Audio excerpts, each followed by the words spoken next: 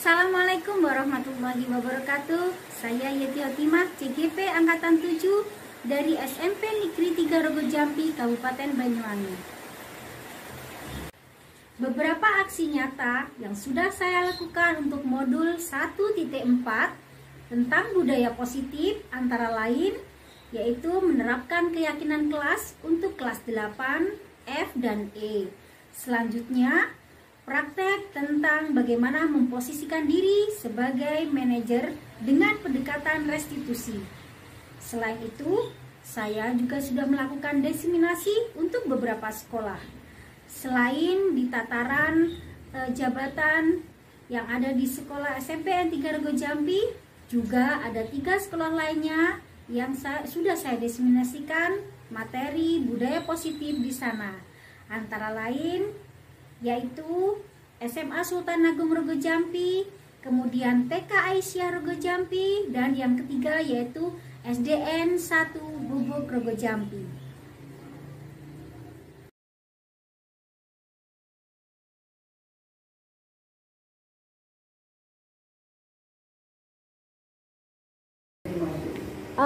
Kan ada tim perumus, jadi dari nilai-nilai kebajikan yang kita sosialisasikan, misalkan ada 10 kali 16 misalkan ya, 10 kali 16 berarti 160 nilai kebajikan. Nah, tim perumus ini, oh berarti lek zaman biyen iki masuk dalam kewajiban siswa. Oh, iki sing masuk dalam hak siswa. Nah, itu kita yang merumuskan itu. Jadi sebetulnya sama, tapi prosesnya saja yang berbeda. Nah, karena kalau dulu itu munculnya dari guru, maka sekarang dari siswa. Sehingga ketika anak dipotong kuku, awakmu kuku ini dipotong, ku salah. Nah, tidak lagi seperti itu, tapi kita mengatakan, piye menurut kamu dengan apa penampilan seperti itu? Iya Bu, maaf kuku saya. Nah, kata maaf itu keluar, itu yang disebut juga prestasi. Jadi sekarang paradigmanya itu berubahnya seperti itu. Kita sepertinya berandai-andai seperti itu. Iya, ya memang sepertinya berhayal itu Pak. Kendalanya akan menentang tadi. Iya. Akhirnya itu. Nah, nanti akan ada kegiatan saya juga mungkin setelah IHT yang dasar itu, saya juga ada materi sosialisasi bagaimana kita menjadi control manager itu bagaimana. Ya memang ini sulit dan ini memang sepertinya berhayal, tetapi ya mau tidak mau kita lakukan sesuai dengan filosofi nasional yang saat ini sedang kita anut, seperti itu.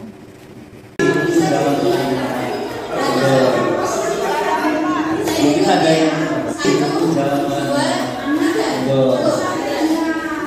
mungkin ada yang mungkin ada yang mungkin ada yang mungkin ada yang mungkin ada yang mungkin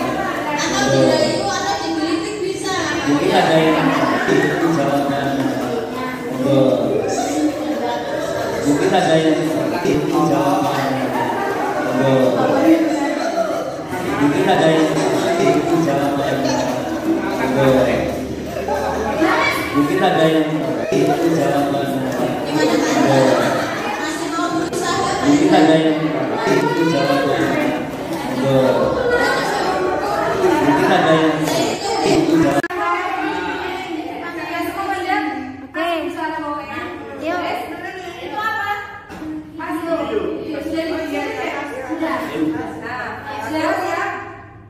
Salam guru penggerak. Guru bergerak. Indonesia maju. Oke, wes.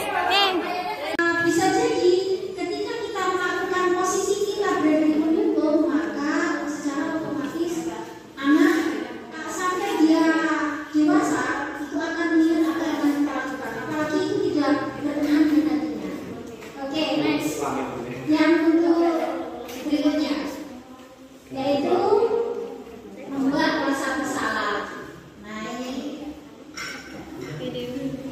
ya. Silakan dinikmati videonya untuk posisi kedua pasal besar. Tokohnya masih Naren.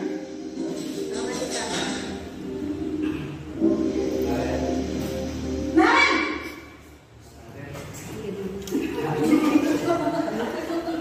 Bapak Ibu, Naren. Kamu kenapa terlambat lagi, Nak? Ya Tuhan. Nanti ibu yang ditegur bapak kepala sekolah, Nak. Disangka ibu tidak bisa membina kamu. Duh, gimana ini? maaf Bu, Duh, Gusti Naren. Kamu suka ya kalau ibu tegur bapak kepala sekolah? Terus, sekarang ibu harus tulis apa yang di buku absen? Ini kamu sudah sering terlambat loh. Ibu harus apa coba? maaf Bu, maaf sekali. Ya sudah, lain kali jangan bikin ibu susah lagi ya nak ya. Ibu tidak akan kuat lagi kalau kamu begini terus. Bisa jantungan kalau ibu tegur bapak kepala sekolah. Sana cepat ke kelas. Maaf ya Bu. Oke, jadi kira-kira untuk yang ini siapa yang pernah berada di posisi ini? Tidak harus. Boleh karena memang siswa itu sudah siswa itu nanti mana akan selalu berada di posisi itu. Lihat yang pertama. Ya. Nah untuk yang pertama kan di posisi ini membuat rasa bersalah. Nah, contohnya, tinggi kok gimana? Iya. Selesai ya. Oke. Iya. Betul. Memang. Jadi posisi ini juga sebetulnya betul. Tetapi masih ada yang lebih baik lagi posisi kita. Tadi mumpung. Dia benar nggak masalah ya. Saya juga dulu pernah mengalami bagaimana ciri kalau kita memposisikan diri sebagai teman. Masih Naren. Iya.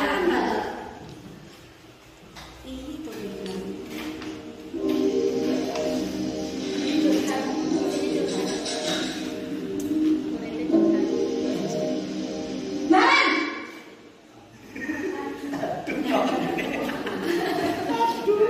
Bapak Ibu, Wah, sudah jam berapa ini nak?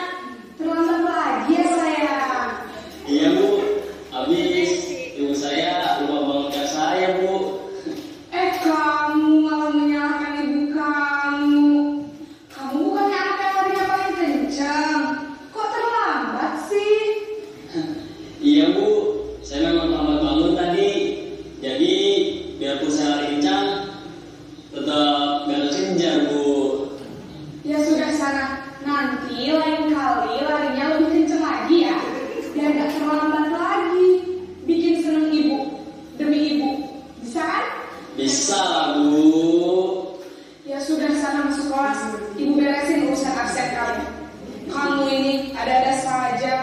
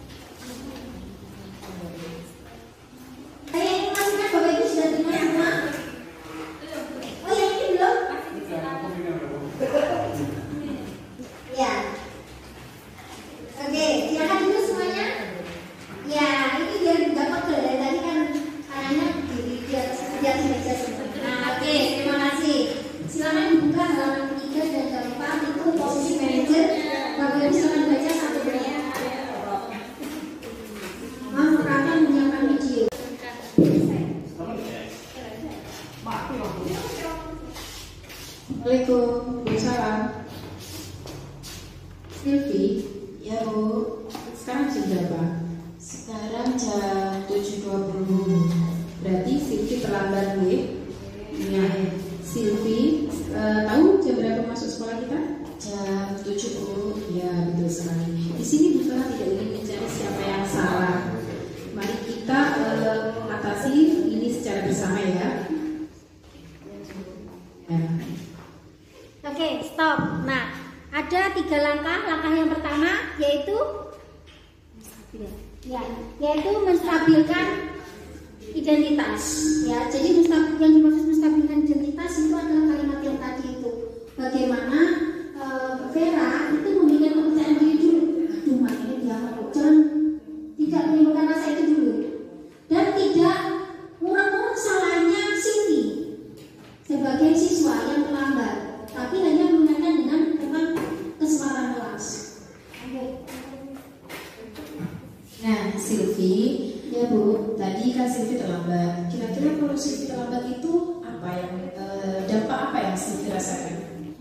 Saya tidak bisa tepat waktu menerima pelajaran Bu. Ya, bagus sekali. Jadi Silvi akan kehilangan jam pelajaran. Ini tentunya sangat merugikan untuk Silvi ya. Oke, merugikan untuk Silvi. Jadi menyadarkan Silvi bahwa itu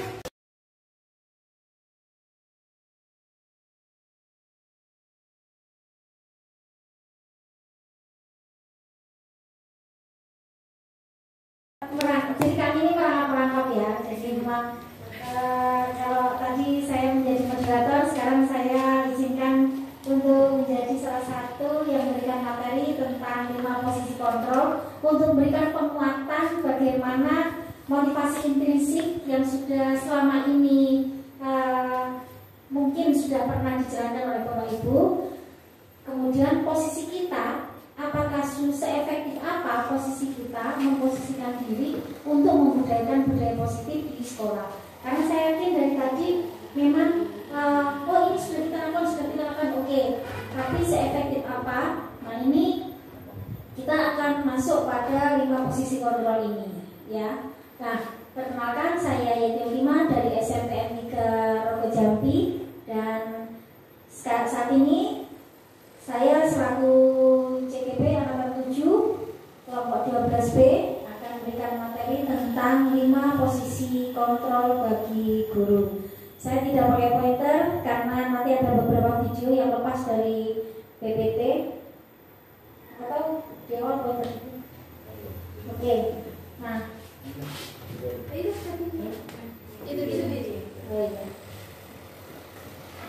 baik. Jadi untuk 5 posisi kontrol apa yang sebetulnya pernah kita lakukan dan yang belum pernah kita lakukan, atau itu sesuatu hal yang lama tetapi kita tidak tahu apa istilahnya yang selama ini kita lakukan. Nah, kita selaku guru itu memang mampu dan selayaknya bisa memposisikan diri sebagai manajer dalam kelas. Tetapi manajer yang bagaimana? Manajer dalam posisi apa? Karena sebagai wali kelas ataupun guru kelas itu mempunyai porsi masing-masing. Tetapi juga tidak menutup kemungkinan itu dipengaruhi dengan emosi kita, lingkungan saat itu, situasi dan kondisi. Nah, ini sekarang coba salah satu contoh kasus. Tisa dan Hana dipanggil masuk ke ruangan Ibu Dewi, Kepala Sekolah SMA Makmur. Dan Ibu Dewi baru saja mendapatkan pengaduan dari Ibunda Tisa bahwa Hana menggunakan kata-kata kasar dan merendah-rendahkan Tisa di sosial media. Nah, ini kan kita sudah masanya literasi digital ya. Kemudian media sosial juga sudah menambah mulai TK sampai usia lanjut. Untuk itu hal seperti ini seringkali terjadi.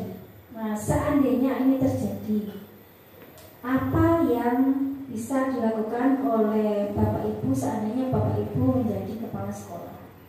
Monggo bisa dituliskan di sini ya. Sekaligus kasus yang kedua. Antok jarang sekali hadir di pembelajaran jarak jauh. Dan pada saat hadir pun Antok seringkali menggunakan kata-kata kasar. Kadung wong bobo, wong ujian BPN niku kadang ABC KPK itu seperti halnya seolah-olah itu hal yang lumrah. Tetapi kan kita harus meminimalisir hal tersebut, karena kita tidak hanya kelak hidup di lingkungan Bobok saja atau Bojami saja atau Banyuwangi saja. Nah itu kemudian saya lanjutkan. Hal ini sudah sangat mengganggu dan beberapa orang tua murid yang mengikuti pembelajaran daring mengeluhkan tentang perilaku Anto di pembelajaran jarak jauh. Oke, baik. Nah untuk yang sebelah sini, bagaimana jenengan menyikapi kalau jenengan jadi kepala sekolah? Untuk yang kasusnya Tisa dan Hana, untuk yang Pak Rahim, Bu Yati dan Bu Okta menyikapi yang kasusnya Anto. Disilakan ditulis di kertas warna-warni, flip chart, monggo. Bisa ditulis dengan ballpoint warna-warni, spidol warna-warni. Apa yang harus Bapak Ibu lakukan ketika Bapak Ibu menjadi kepala sekolah atau menangani kasus ini? Anto, yang Bu Yati, Pak Rohim, Bu Okta, ini kasusnya Anto. Kemudian Pak Lisan dan Bu Rizka itu kasusnya Tisa dan Hana.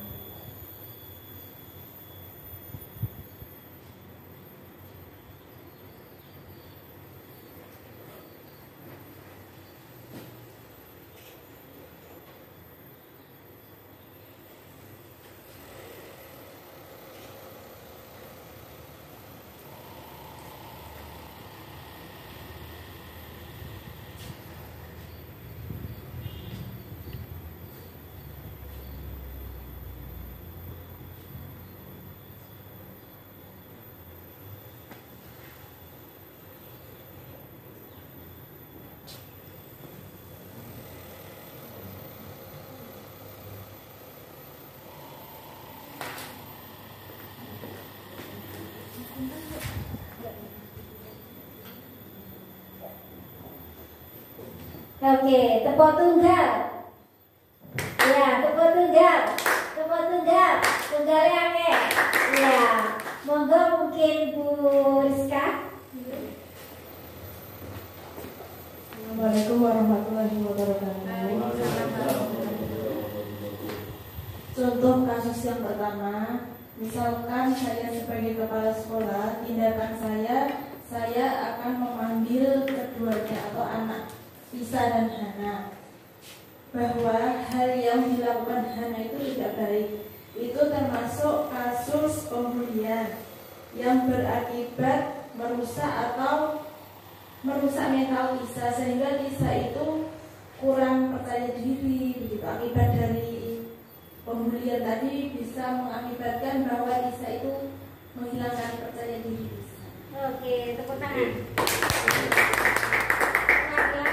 Yang lainnya nanti di TPKB. Perwakilan dari ini Kota monggo Pak. Oh yang monggo Bu Yati. Hampir sama Bu Yati. Nah, monggo. Jadi menurut pendapat saya untuk kasus yang nomor 2, jika saya menjadi kepala sekolah, saya akan memanggil atas nama Anto dan menasihatinya secara pribadi dan menerangkan bahwa yang Anto lakukan itu adalah termasuk pembulian pada teman-temannya dan diketahui oleh banyak orang karena Anto mencek mereka di grup kelas B, sehingga orang tua pun mengetahui apa yang dilakukan Anto, sehingga dengan nasihat yang saya berikan menjadikan anak itu menjadi lebih baik. Baik, tepuk tangan. Ya, baik. Saya rasa semua benar yang disampaikan oleh Bapak Ibu, dan nanti di akhir ini Bapak Ibu bisa menempel semua jawaban itu di bawahnya teori motivasi. Nah, jadi Bapak Ibu, dari yang disampaikan Bu Yati, Bu Rizka, ini ada sesuatu yang mungkin terlewat oleh diri kita. Nah, Pak, signal. Ya, jadi sebetulnya pada saat kita menasihati, memberi masukan, atau mungkin ada sekali waktu proses kita menyadarkan anak bahwa hal tersebut salah, itu mempunyai posisi masing-masing. Di sini, mohon maaf, di situ bukan disiplin positif ya, diganti kembali lagi. Itu maksudnya 5 posisi kontrol ya. Jadi ada 5 posisi kontrol seorang guru ketika guru tersebut memberikan penyadaran kepada peserta didik bahwa hal yang dilakukan itu adalah salah. Yang pertama, pembuat rasa bersalah, ada yang menghukum, ada yang berkedudukan sebagai teman, pemantau, dan manajer. Nah, apakah itu kira-kira dari 5 ini pernah nggak Bapak Ibu mungkin sekilas mendengar tentang 5 kontrol guru kepada siswa? Mengenal saja, mengenal atau mendengarkan saja istilahnya. Pernah nggih? Pernah nggih? Apa yang pernah? Sebagai apa? Menjadi teman. Oke. Perasaan membuat rasa bersalah. Oke. Terus pemantau. Kemudian penghukum. Oke, baik. Nah, nanti satu persatu akan kita kupas. Kita itu pernah pada proses yang mana? Seefektif apa kata-kata ilusi kita kepada siswa kita, sehingga siswa kita itu menyadari kesalahan mereka tanpa mereka merasa bahwa kita itu mendikte dan justru memerdekakan peserta didik kita. Oke, Pak, ini yang pertama penghukum dulu ya. Saya diminta tolong videonya, Pak. Nah, kita lihat videonya dulu.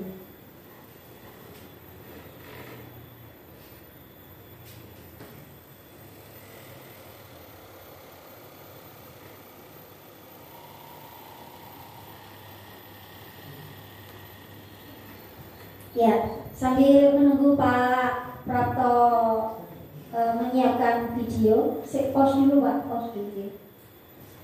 Pause dulu. Oke. Baik, Bapak Ibu, sebentar ini energizer nih. Coba semua lihat tangan saya. Oke. Kemudian lihat saja. Bapak Ibu sekarang memposisikan diri sebagai sopir. Sopir nggih. Nah, sopir itu nyopir apa? Pajero. Pengennya nyopir apa? Ini kan ini ya dengan Pajero. Nol Pak, nol Bu. Hah? Lamborghini, oke. Bajai Bajuri. Oh ya. Ternyata dan Bapak Ibu di dalamnya ini ada 3 penumpang. Nggih. Sampai Gubuk mau pergi ke Geladak turun 1.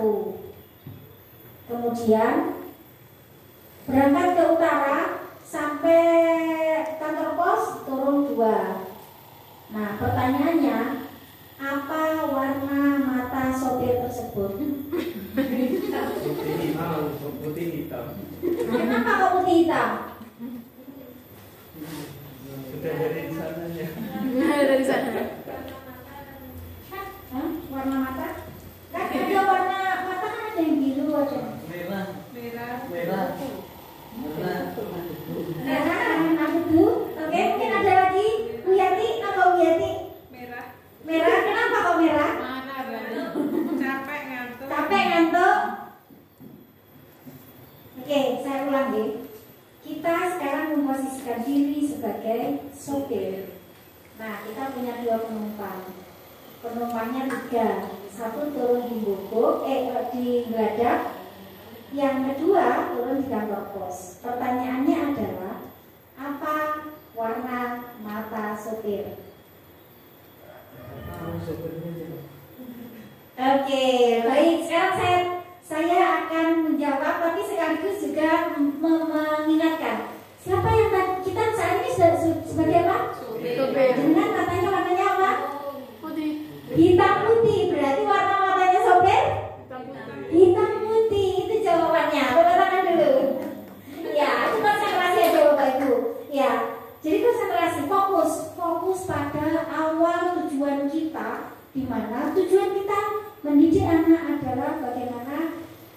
tidak hanya mendidik tapi juga mengajar. Dan filosofi Ki Hajar Dewantara saat ini kita tidak hanya sebagai fasilitator, tapi kita juga sebagai penghamba. Bagaimana kita tidak menuruti semua permintaan murid, tetapi dengan ramu-ramu yang sudah diajarkan dari awal tadi sampai dengan saat ini. Nah, fokus,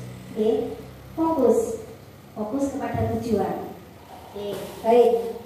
Nah, monggo Pak Prapto.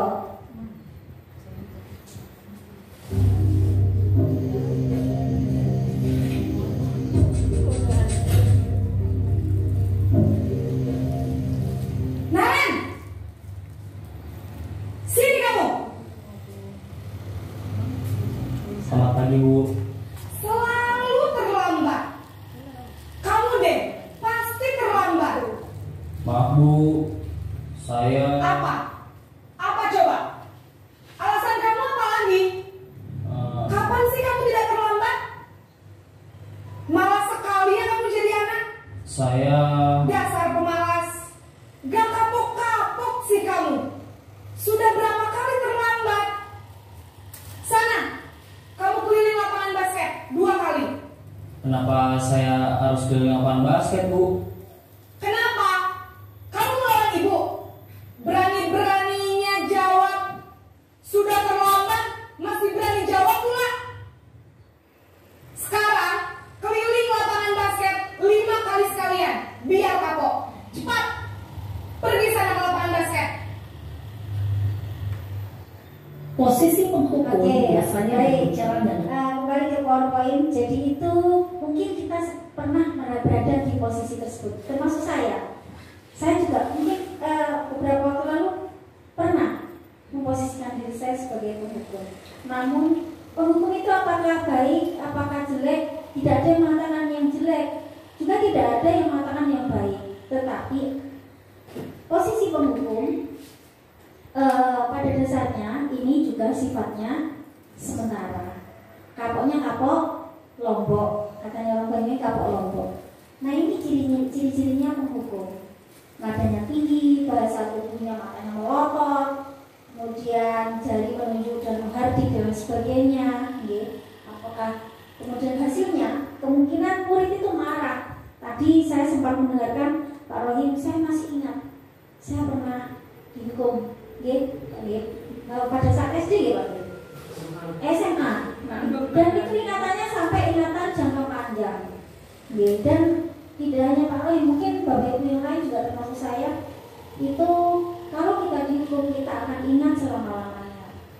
Nah, kemudian dia akan bersifat mendendam dan lebih agresif Bapak Ibu.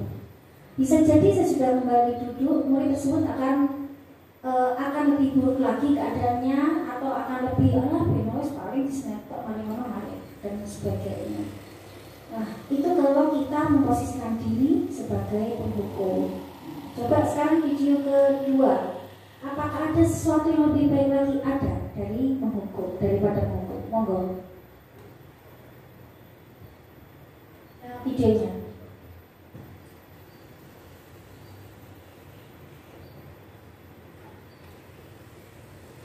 Iya. Jadi memang tidak combine antara video dengan PPT sehingga harus terputus-putus. Oh ya.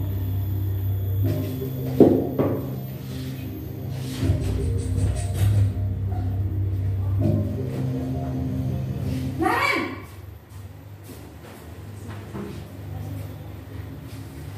Selamat pagi, Bu. Naren, kamu kenapa terlambat lagi, nak? Ya Tuhan, Naren, kamu senang ya bikin ibu susah ya? Kalau kamu terlambat lagi, nanti ibu yang ditegur bapak kepala sekolah, nak. Disangka ibu tidak bisa membina kamu.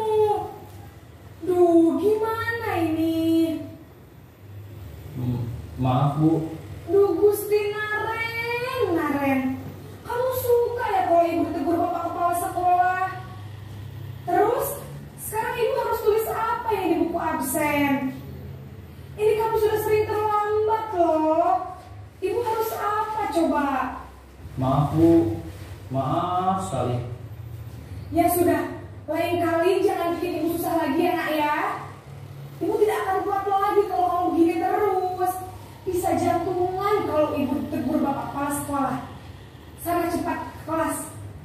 ya Bu. Maaf sekali. Oke, itu kita memposisikan diri untuk bagaimana anak merasa bersalah. Tapi apakah kalau jenengan posisinya berada di sebagai siswa seperti itu, hatinya anak nyaman nggak? Enggak. Nah, oke. Nah, ciri-cirinya itu memang tidak terlalu melotot, nada suaranya memelas, kemudian bahasa tubuhnya merapat pada anak, kemudian seperti tadi ya, lesu, dan bagaimana anak itu merasa bersalah. Nah, kalau sudah merasa bersalah, kalau anak-anak itu terus merasa bersalah, dampaknya adalah anak tidak akan berani untuk memunculkan idenya. Jadi, aduh kok ini salah. Itu jangka panjangnya akan seperti itu. Terutama mungkin ini juga bisa diterapkan pada anak-anak kita sendiri. Oke. Kalau kita kepada anak kita, posisinya kita memposisikan diri selalu merasa kok bapak ibu ini sudah dibapain, kok coba ya seperti itu ya. Sehingga anak pada akhirnya kurang kreatif. Aduh kok ibu ini, seperti itu ya. Nah, hasilnya ini murid akan merasa bersalah, kemudian mengecewakan bapak ibu guru, dan gagal dalam kehidupannya untuk membahagiakan orang lain. Padahal kadang-kadang anak itu ketika memberikan permen saja atau memberikan senyuman saja kepada bapak ibu guru, berharap dia itu tidak dimarahi, dia akan merasa senang.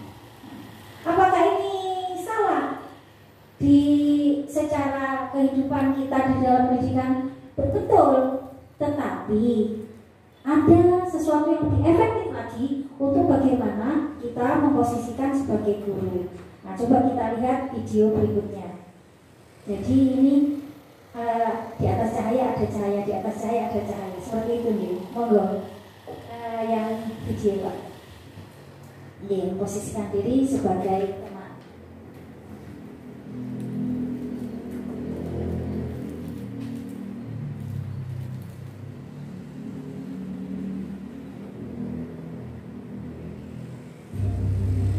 Nah, ini masih Naren. Tawarnya Naren terus.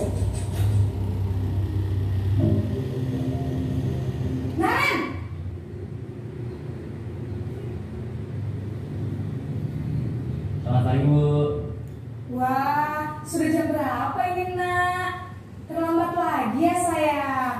Iya Bu, habis ibu saya lupa bangunkan saya Bu. Kamu malah menyalahkan ibu kamu. Kamu bukannya anak yang larinya paling kencang. Kok terlambat sih? Iya Bu, saya memang terlambat bangun tadi. Jadi biarpun saya lari kencang, tetap gak kesenjar Bu. Ya sudah sana, nanti lain kali larinya lebih kencang lagi ya, biar gak terlambat lagi. Bikin seneng ibu demi ibu, bisa kan? Bisa lah Bu. Ya sudah sana masuk kelas, ibu beresin urusan absen kamu. Kamu ini ada-ada saja.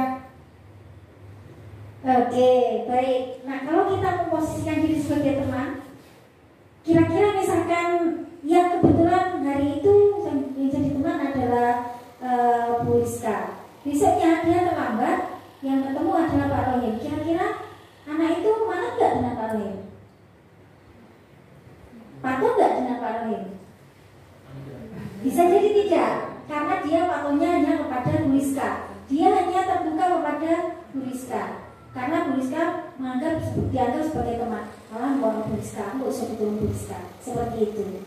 Nah, sehingga kalau kita memposisikan diri sebagai teman dengan ciri-ciri seperti itu, nada bercanda dan sebagainya, kemudian ya kita memposisikan diri layaknya sebagai teman, hasilnya adalah memang anak itu merasa senang, tetapi tidak akan kembali muncul motivasi intrinsik. Karena yang kita kadang dari awal bagaimana memunculkan motivasi intrinsik dari pelanggaran yang dibuat.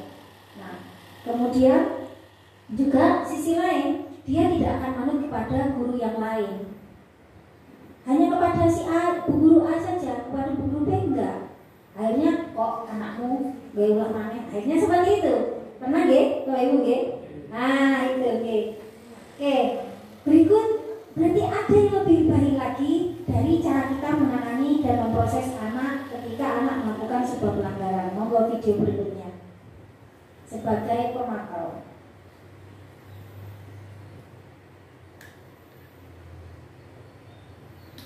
Oke.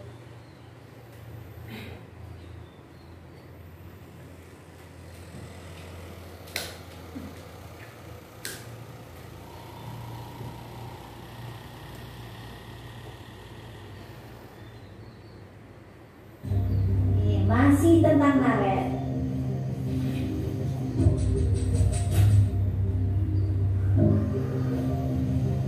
Naren,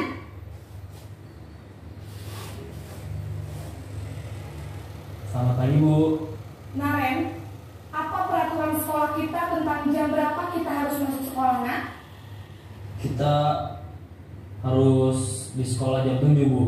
Iya betul, sekarang sudah jam 7.20. Naren sudah tahu konsekuensinya jika terlambat hadir. Paham Bu.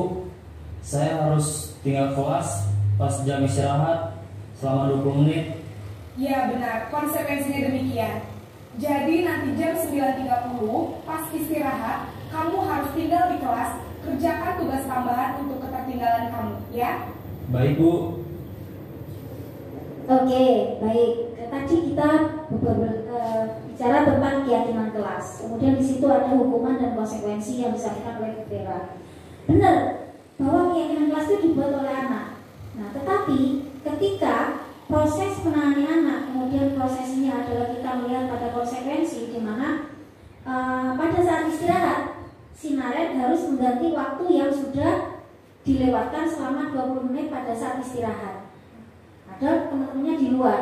Kira-kira hatinya Naren bagaimana? Bosan? Capek? Tidak sabar? Tidak nyaman? Nah, tetap tidak nyaman. Jadi anak yang tidak nyaman karena sudah mengganti, meskipun itu sudah perjanjian kelas yang dibuat sendiri. Nah, sehingga ketika kita posisikan pada posisi pemantau, murid itu memang mengalami konsekuensi yang ada dan dia harus menjalankan, tetapi ada masih perasaan tidak nyaman itu. Padahal kita kembali kepada yang disampaikan Bu Siti tentang memerdekakan murid, itu adalah merdeka bahwa dia tidak bebas dari perintah dan bisa memerintah dirinya sendiri, ya. Oke. Nah, apa yang lebih baik lagi yang kita tawarkan pada pendidikan guru penggerak ini, yaitu mari kita lihat yang terakhir posisinya. Yang masih manajer, deh. Oke. Belum yang terakhir. Oke, maaf. Bagaimana kalau kita posisinya sebagai manajer?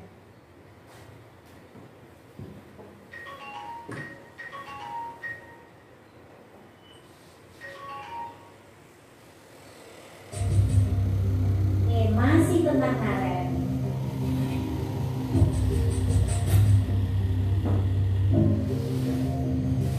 Naren,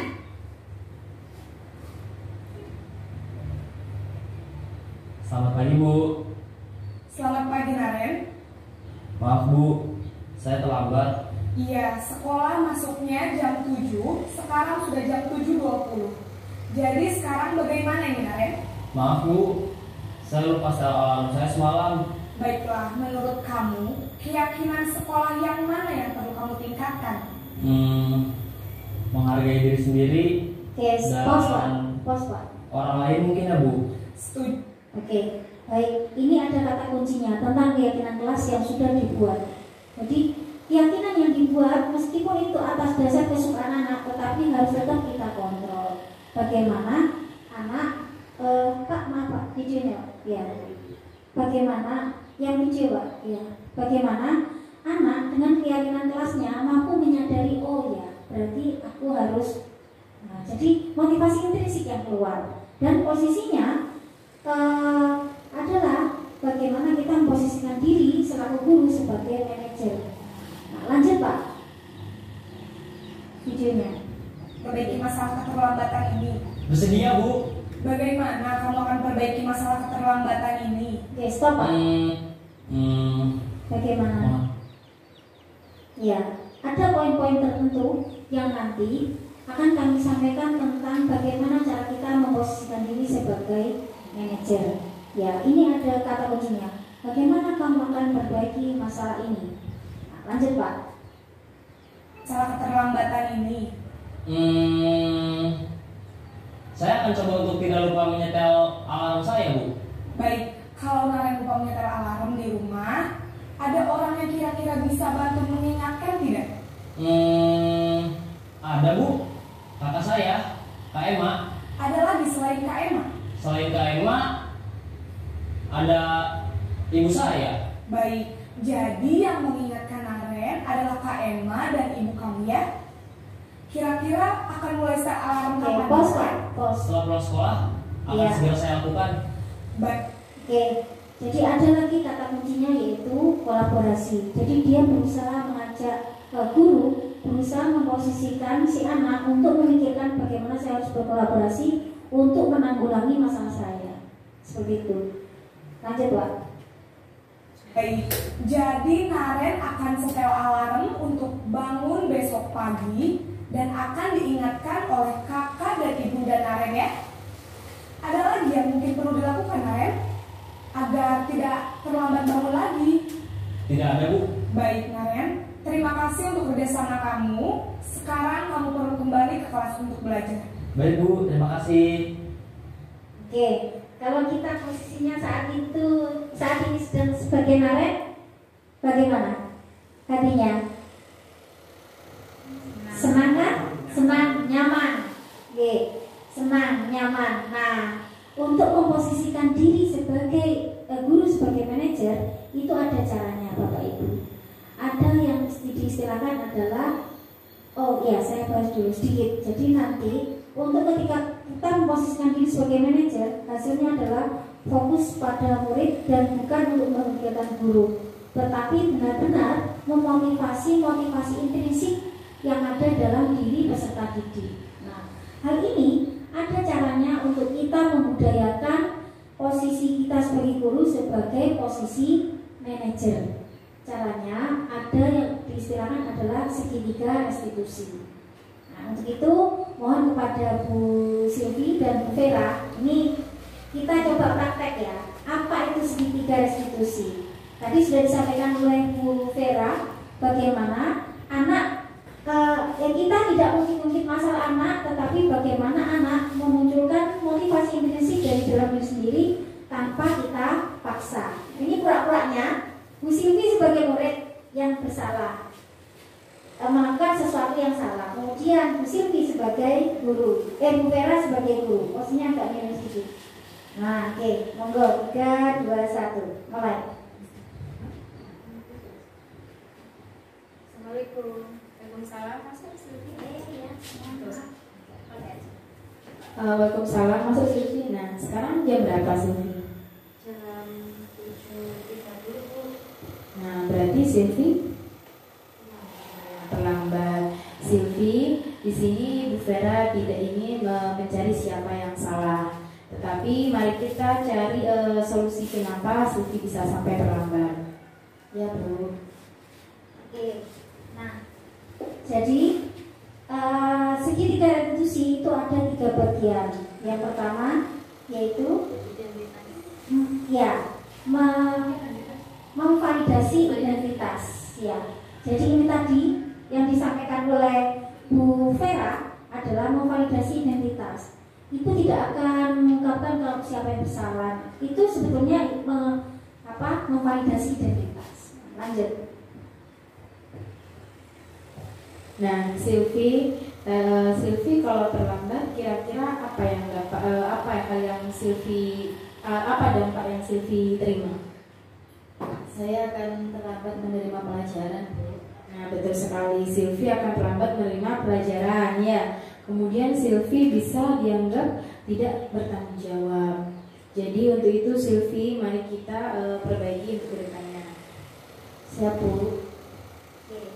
Nah, pada proses kedua ini bagiannya, iya.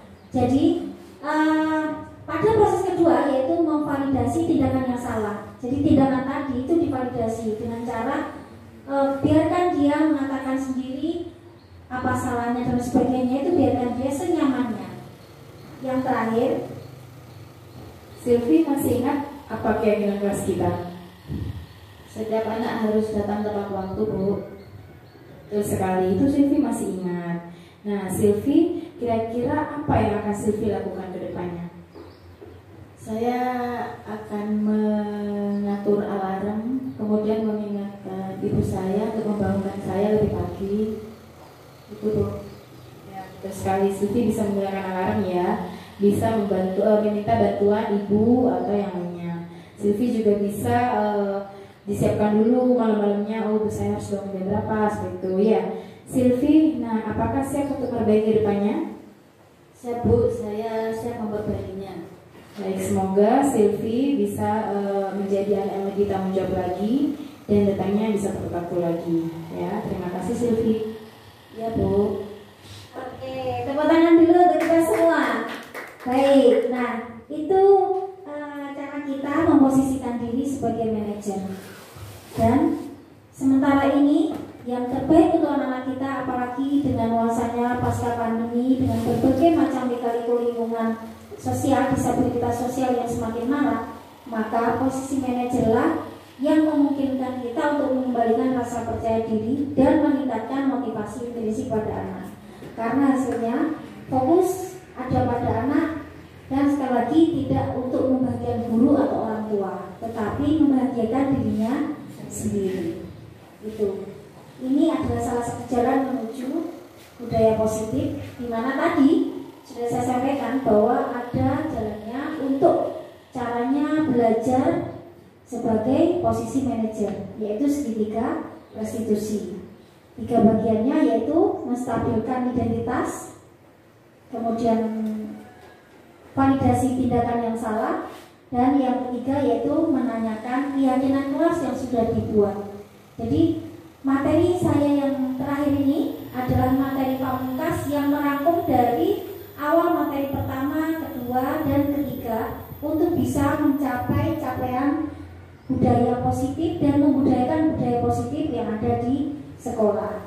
Ada ciri-ciri khusus untuk memposisikan diri tadi. Ketika menstabilkan identitas berarti cara dan karakter bicaranya, kemudian kalimatnya, kata kuncinya itu ada di situ. Nanti kami akan berikan tentang segitiga restitusi. Kamu ingin menjadi orang seperti apa? Itu kata kunci untuk menanyakan keyakinan kelas. Kalau untuk menstabilkan identitas, adakah cara yang lebih efektif untuk mendapatkan apa yang kamu butuhkan? Kamu tentu punya alasan mengapa melakukan itu dan sebagainya. Itu adalah kata-kata kunci. Kemudian apakah ini akan beras ya Bu? Sulit. Iya, saya katakan agak sulit. Tetapi kita harus terus mencoba dan terus mencoba supaya kita membiasakan diri sebagai posisi manajer, sehingga anak mengenang kita kelak itu juga menjadi sesuatu yang baik untuk dirinya sendiri dan bisa dicontoh. Itu saja Bapak Ibu dari saya, dan sekali lagi itu yang saya sampaikan bahwa ciri-ciri restitusi itu tadi sudah saya sampaikan, ada 9 ciri-ciri, dan itu fokusnya kepada siswa, karena Ki Hajar Dewantara ini bagaimana fokus pendidikan kita itu fokus kepada siswa.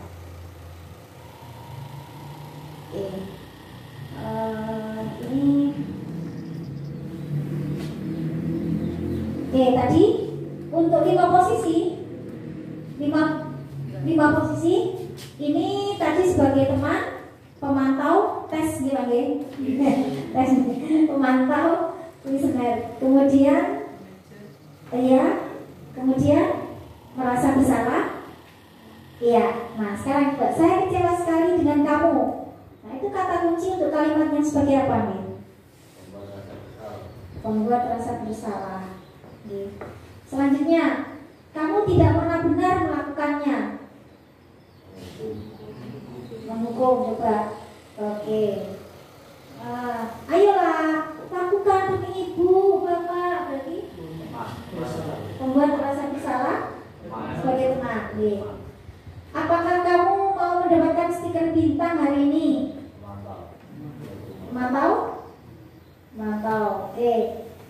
Bagaimana kamu bisa menyelesaikan masalah ini? Kamu selalu yang paling terakhir. Kamu selalu yang paling terakhir.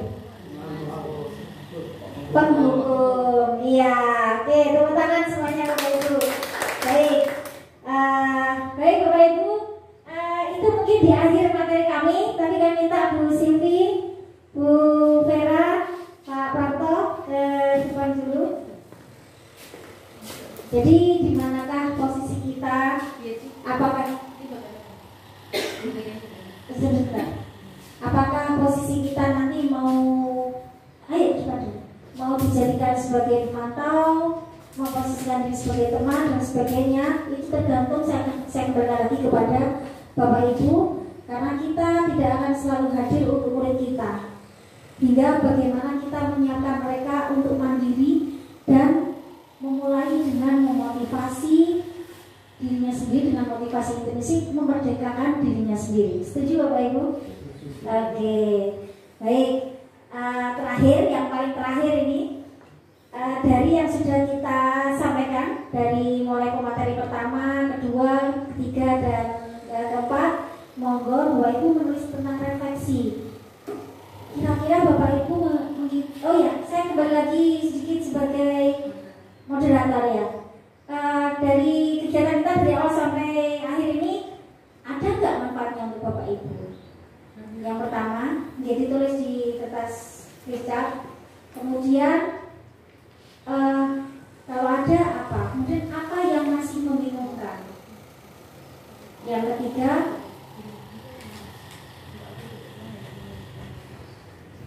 apa yang sudah Bapak Ibu mengerti tentang materi dari awal sampai akhir?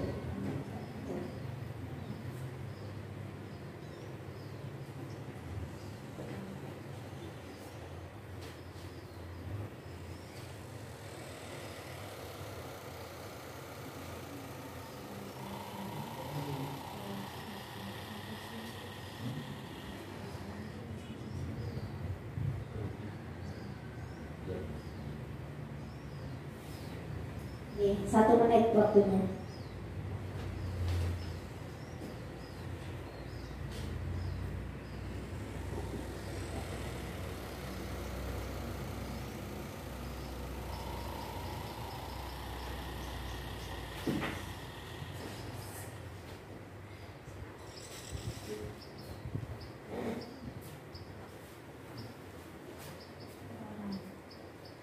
Silvi bisa sambil memberikan informasi tambahan tentang 5 posisi kontrol yang terakhir, yaitu yang sudah kami sampaikan pada materi terakhir.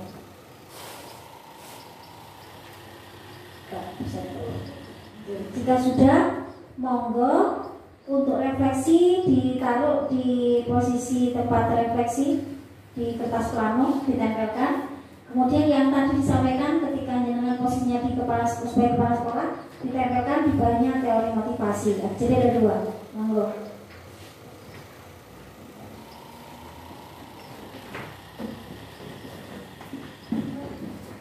Dua-duanya yang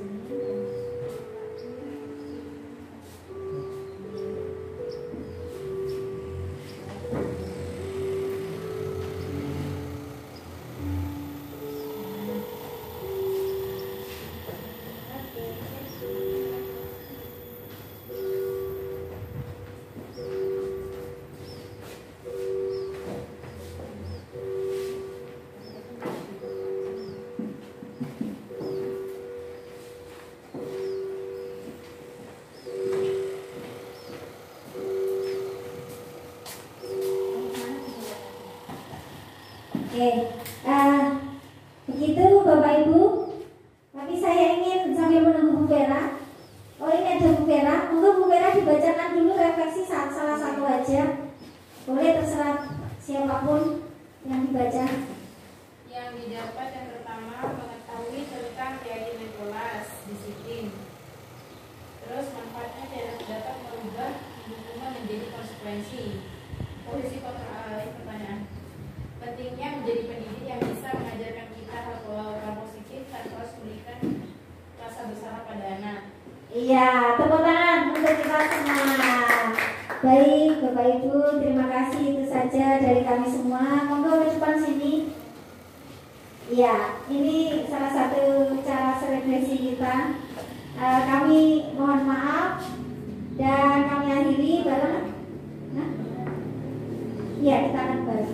Kami akhiri bareng. Wassalamualaikum warahmatullahi wabarakatuh.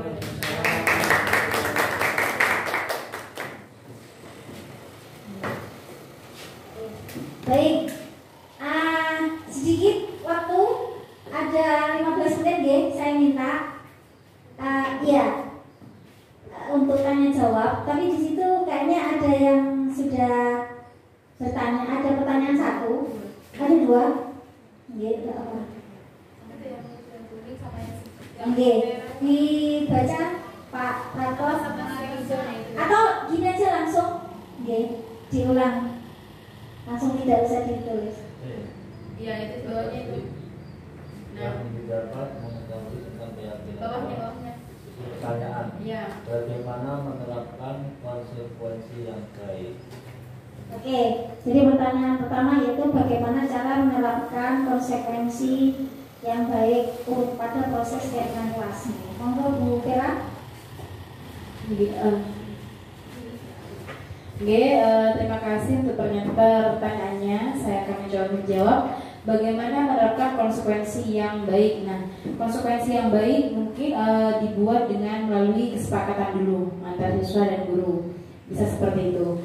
Nah, konsekuensi yang baik itu lebih boleh diterapkan, tapi tidak secara terus-menerus. Lebih baik lagi menggunakan yang restitusi tadi yang telah dijelaskan oleh Bu Yeti.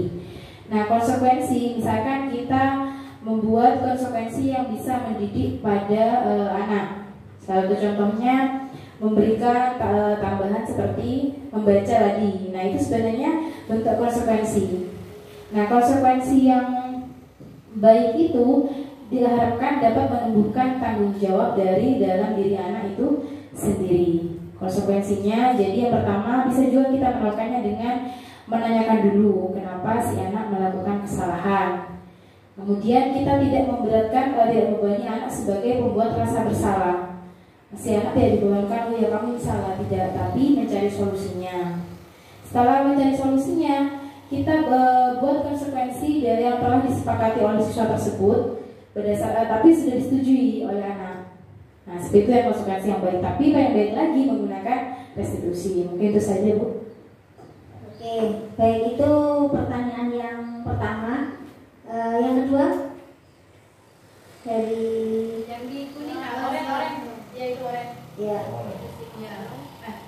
Sebelah ini tuh pertanyaan. Itu Pak. Iya itu ya. Manfaatnya kita dapat berubah hubungan. Bukan yang bawah. Dan yang itu Bapak. Yang bawah yang kedua. Bu Vera, Bu Vera. Nah, ini positif kontrol apakah? Posisi kontrol apakah? Oke, posisi kontrol apakah yang paling tepat diterapkan? Monggo Bu Silvi. Assalamualaikum warahmatullahi wabarakatuh. Mungkin posisi kontrol yang tepat itu adalah sebagai manajer. Posisi kontrol sebagai manajer itu kita menentukan yang pertama validasi identitas. Ya, yang kedua membuat rasa bersalah yang dijelaskan oleh. Demikian tadi apa yang sudah bisa saya sampaikan. Mudah-mudahan bermanfaat. Salam sehat dan bahagia selalu. Tergerak, bergerak, menggerakkan. Wassalamualaikum warahmatullahi wabarakatuh.